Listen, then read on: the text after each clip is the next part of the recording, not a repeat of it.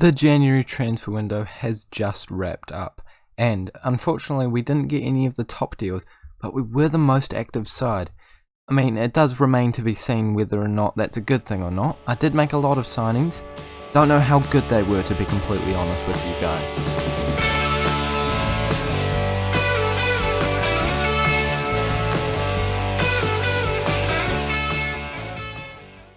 Hello guys, and welcome back to the fourth episode of the Jürgen Klopp challenge with Watford, where today we are playing two very important games in the league, considering we are up in 6th place. We are facing Crystal Palace away from home and then Liverpool at home, which should be a very difficult one and a very important one, considering the fact that they are the team just above us in the league.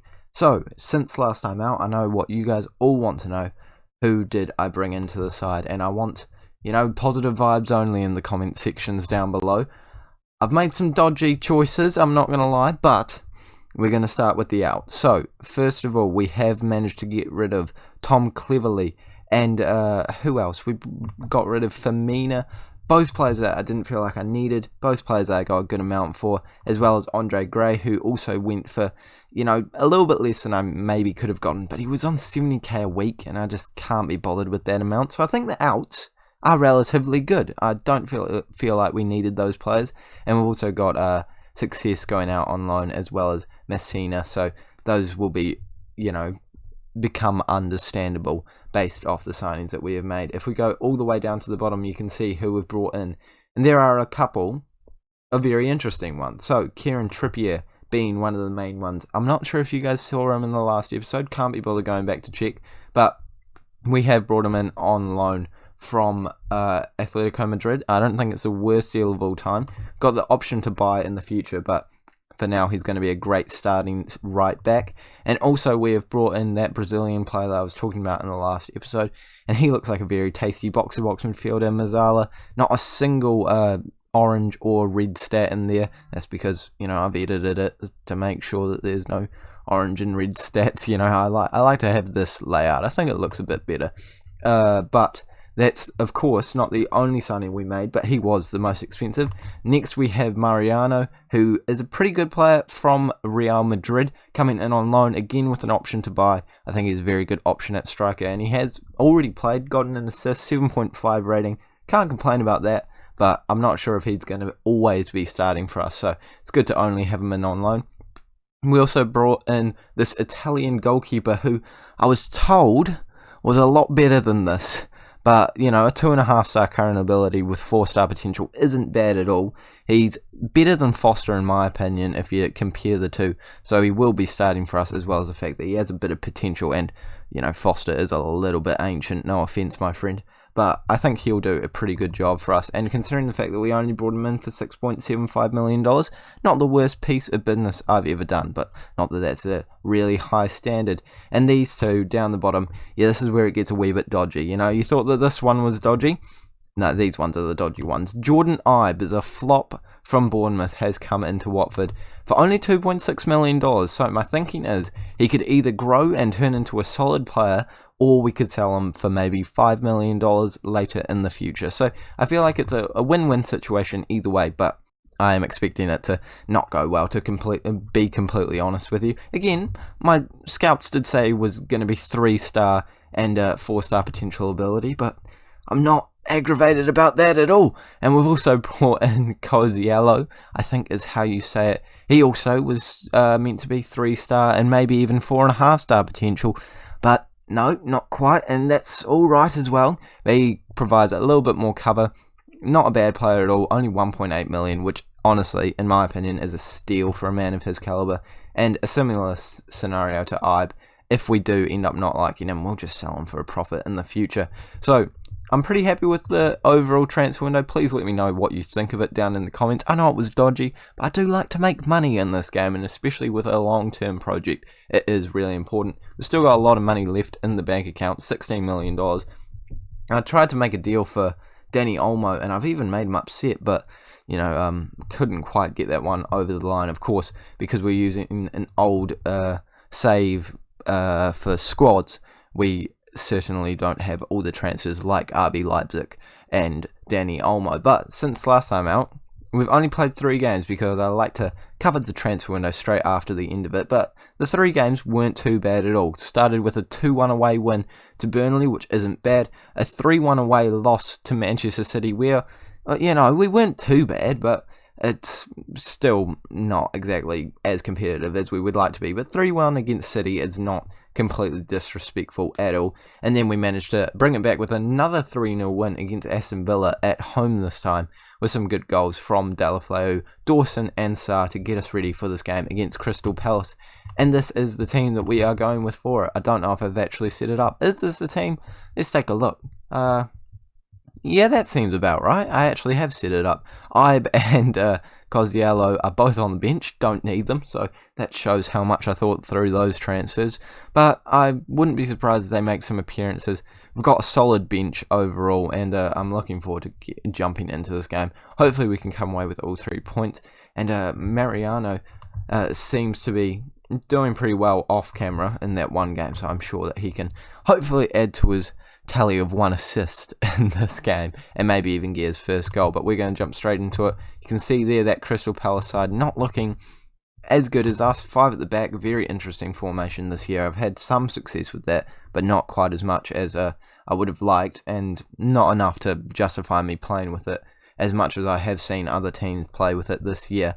But if we take a look at the league position of Crystal Palace, I think they're in the relegation zone actually, because I didn't see them during that wee scroll I did. But either way, we do need to focus on this highlight. Sarr, who won the Young Player of the Month award, has just gotten an assist to Mariano for his first goal of the season for us, and that is a great way to start it off. A very easy goal for him. Sarr dribbles past a few players and skips into the middle looking for Mariano, who is right where he needs to be, and he pokes it just past Guaita, and he has no chance of saving that, so we don't mind that at all. Good first goal for him, and hopefully that shows that there's going to be more to come. Sorry about that, guys. Had to go eat my dinner, full disclosure. If you are curious, I had fish and chips. I got a hot dog, which in New Zealand is like just a battered sausage instead of a fish. So, that's an option we have. That's one reason to come to New Zealand. Also, come to New Zealand for Lord of the Rings, or come to New Zealand to meet me. I honestly should be paid by the New Zealand government for this free advertisement. But enough talking about my country. We need to focus on the game at hand, and it is us on the ball, running up the pitch, playing. Well, we passed it backwards, but eventually we move further up the pitch. Capoue puts a good ball in, and Mariano scores his second goal of the episode, the second goal of the game, and his second goal as his Watford, in his Watford career. Gosh, that would have sounded really cool if I could get those words out. And also, the second goal of the match. Had I already said that? Maybe I had. I don't know. Either way, I'm not complaining. 2 goals for that man. 2 goals for us. And we're definitely feeling comfortable after just 30 minutes of this game.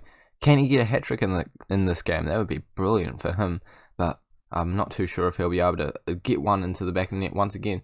But unfortunately, Bruno really should have been able to get it into the back of the net, having a great opportunity there after a good pass from Mariano, but can't pop it into the back of the net, just like the striker has done already a couple of times in this game, as I've said about 10 times now. Deulofeu passing it out to Decore, plays it up to Sarr, who is able to run forward looking for another assist in this game, whips the ball in, and Deulofeu is there, and Sarr gets his second assist. Deulofeu gets his first goal, and that's a really good link-up play from both wingers to get the third goal of the game. We are flying in this one. That's what we like to see. I don't see any way that Crystal Palace come back into it, and that was a really good volley from Deulofeu, and I picked the right game to show you guys, that's for sure. Crystal Palace are actually down in 17th place. Finally, I get to actually check it. We are now up in 5th place. I don't imagine that will stay for very long, but for now, we'll celebrate it and act like it is going to be a definite thing. But, a lot of games in hand, I imagine. They'll be going above us very soon. We score once again with Dawson scoring his 4th goal of the season. This man knows how to hit a ball into the back of the net. Deulofeu, after his goal, gets an assist.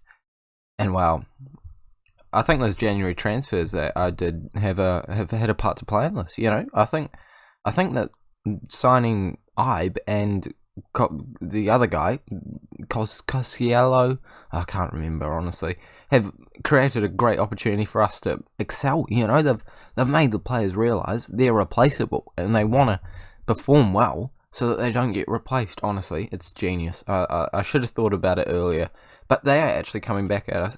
But a great tackle from Holebas means that we are able to stay 4 goals above, but their header was very close there, scaring me just a wee bit, if I'm being completely honest with you guys. Another opportunity is coming our way, and I feel like I've hardly had a chance to catch my breath in this episode, actually. I've had to pause it a few times just to breathe, to be completely honest. Maybe I should know how to do that by now, just being a human being, but yeah, I mean, you'd think I'd be good at Football Manager after all the videos I've posted on it, but I'm not very good at that either, especially considering the fact that Christian Benteke has just scored against us. That's when you know you're doing bad, despite the fact that we're 4-1 up, you know.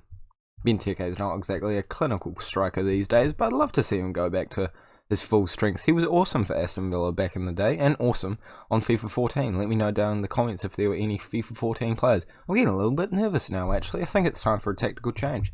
They're coming kind of back into it. I don't want to see that happen. I think I'll bring off, maybe Bruno. He's not having the best game.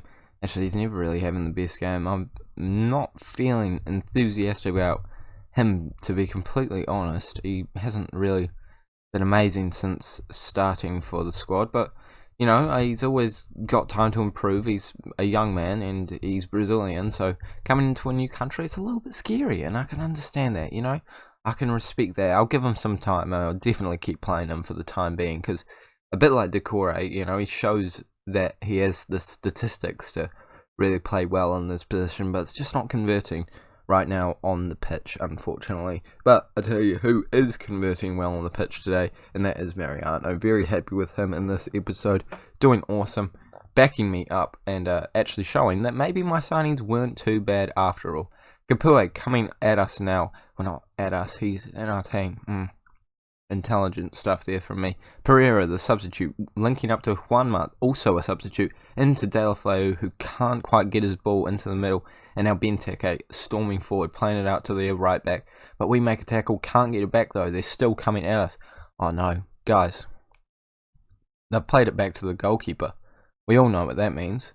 We may as well be 4-all on the scoreline, because it always leads to a goal. Maybe it's leading to a goal for us. Sarr shoots it straight at the goalkeeper. Surprised that the pass to the goalkeeper didn't work for them. I'm very shocked about that, actually. We can't do anything from the corner. It looks like that is going to be the end of the highlight, unless Pereira whips something out of the bag. I mean, it was lingering for a while, but I was pretty confident we weren't seeing anything more from that chance. You know, it was a bit bland, and you know, I wasn't feeling too confident about our team, especially the way the second half has gone. I might have to do the old Jekyll and Hyde sort of talk with them, say, oh, that second half performance wasn't good enough, boys. I don't know why my voice has turned into this when I'm telling off my team, but I mean, apparently this is how I sound when I'm angry. I'm actually not angry. We're winning 4-1. I can't really complain. Only needed to make 2 substitutions in that game. I'm feeling pretty confident that we'll get it across the line. If we could get a goal here, though, it would make me feel a little bit better. And if Mariano was the one to score it, it would have made me feel even better. But unfortunately, that shot goes straight at the goalkeeper. Doesn't get his hat-trick, despite having an amazing game, to be completely fair to him. But the chance isn't over yet, and it could be them coming at us now, as they skip past Juanma and look for a ball into the middle. Plays it out to Tompkins, and Benteke does connect, but our goalkeeper reels it in very easily, and we clear it out. Come on, full-time whistle. Can't be bothered, honestly. That should be full-time. Come on, give it to us. Come on. Come on. Any second now. Come on. Come on. It'd be lovely if you could give us the full-time whistle. Because, yeah, there we go. That was awkward. That was very awkward. But, you know what isn't awkward? Winning 4-1. Very happy with the performance from the boys. And we're going to jump straight into the next game against Liverpool without messing around at all. After that game, we are up in 5th place. So if we could stay around that 5th, 6th place, that would be very tasty indeed. Manchester United below us. Ooh. I mean, I think I might be better than Ole Gunnar Solskjaer. He might actually be looking to lose his job. Wouldn't be surprised, that happens very often in this game. But, sorry, I said we're going to jump straight into it. Let's jump into it right now. Well, that really was getting straight into it, and here we are against Liverpool. 7th place. We're actually a place above them, but not the favourites for today, as you would expect. And we've only made one tactical change, and I'm going to have to slow it down for you guys really quickly, because this is some seriously intellectual stuff. I've moved Bruno from a Mazzala on an attack duty to a support duty. I know, you're all losing it. You're all just so confused about what I've just done. The Liverpool side aren't going to know what hit them. They're going to be like, where's Bruno? He's meant to be on attack. And then someone will whisper to someone else and they'll go, mate, he's supporting. And Jürgen Klopp won't know what to do. It's going to be an absolutely brilliant game plan. I'm telling you right now, it's going to work. And I don't see a way it backfires. Actually, we're giving Ibe a wee debut here because of the fact that he used to play for Liverpool way back in the day. So thought that was a wee bit of a romantic thing to do, you know, give him an opportunity here. And we actually are facing Jürgen Klopp today. Well, actually, am I facing Jürgen Klopp? If they're down in 7th, he might have gotten sacked. So, yeah, I didn't even really intend to face Liverpool and face Jürgen Klopp. I completely forgot the challenge when I set up what games we were playing in this episode, actually, come to think of it. But it's worked out quite well, hasn't it, for me? Very early on, we are in with an opportunity, and we can't quite get past there. It looked like, not Mayoral, that's from the Rebuilding Brighton series. Who's our striker? I'll wait for him to pass it to him. There we go, Mariano is on the ball. Couldn't get it to him before, but now he is on the ball, and eventually, Doucouré scores just before the minute.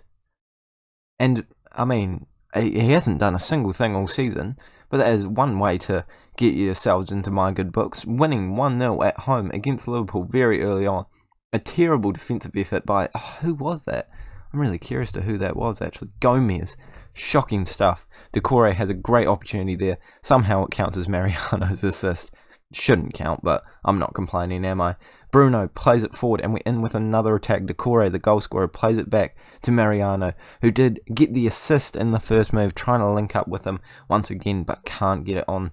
Well, he can get it on target, but not past the goalkeeper. You know, that's kind of the more important thing in scoring a goal. Oh, on target or past the goalkeeper, what's more important? If it's on target, it's never going to go past the goalkeeper. Probably on target's more important. So he was halfway there. We played it back to the goalkeeper twice there, I believe, so I don't see a way that this doesn't end up being a goal. Deulofeu running down the byline, cuts it back inside, but can't find anyone, but the chance is not over yet. Trippier out to Capoue, who is looking to play it out onto the left-hand side, does find Sarr, who plays it back to Holebas, who is looking to whip a ball into the middle, and he does eventually, but we can't get it past the defenders, and it's a good block by Liverpool, but after just under 10 minutes, we are dominating. And that is not something I thought I would say, to be completely honest. This was definitely a game I was prepared to lose. Or maybe get a nil or draw. We've had a lot of those this season, so I was definitely expecting another one. But we're coming straight back at them again. Oh my gosh, Doucouré. Okay, someone tell Doucouré he's not allowed to shoot from now on. He shoots one time, scores one goal, and he thinks he's Ronaldo. And Liverpool almost hits straight back at us. Gosh, that was close to passing the line, covering the line is what my brain was telling me to say. Happy I didn't listen to him, but I guess I did kind of end up telling you guys what my brain was thinking, so it kind of defeats the purpose of not saying it, doesn't it? Either way, I look like an idiot. Good save by our goalkeeper there, and I hope that's not the end of the chance, because that was a pretty bland chance otherwise. Hopefully we are breaking out from defence, and it looks like we are. Kabasele playing it out to Sarr, who is, you know, a very good enemy of the Liverpool side. I don't think they're huge fans of him, and he skips past a couple of players, looks to whip a ball into the middle, and he can't do it properly, and it goes to Alisson Becker, and it looks like they are going to be having the opportunity to break away.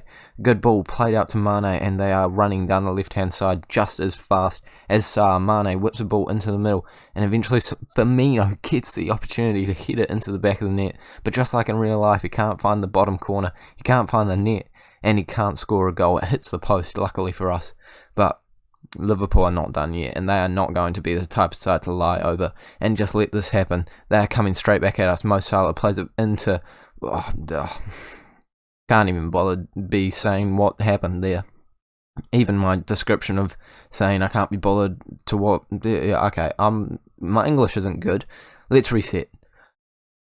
Roberto Firmino just scored.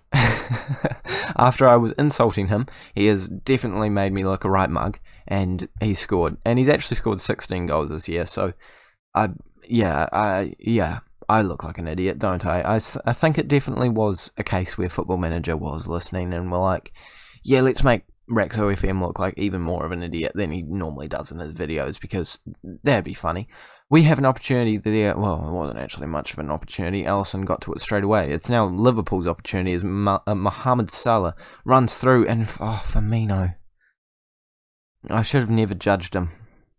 It's my own fault. I'm sorry, guys. I've let you down. I got excited. I thought we were going to win. I thought it was going to be 3-0 win. I thought we were going to absolutely coast home. But Salah, tackle from Salah. He's Liverpool's best friend in this game, not their worst nightmare like he was in the real game. Oh, for goodness sake.